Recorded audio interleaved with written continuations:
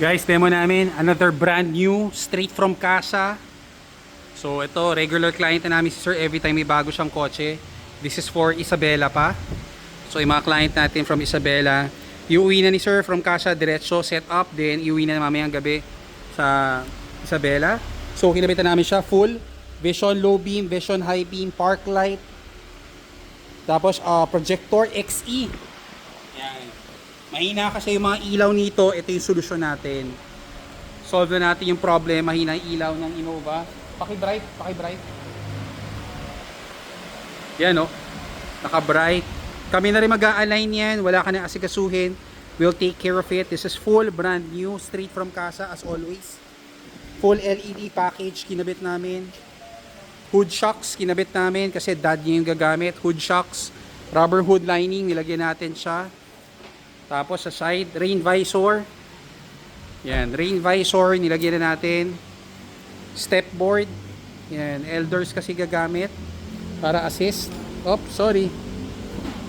Yan, mudguard, ini-install na rin natin. Rain visor, ito 1 hour lang.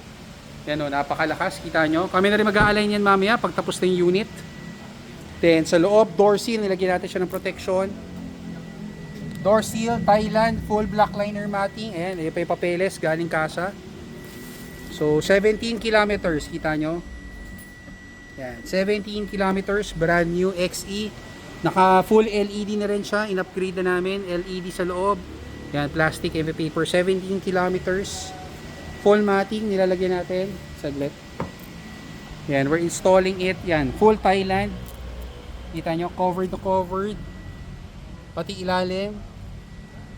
Para malinis, waterproof siya.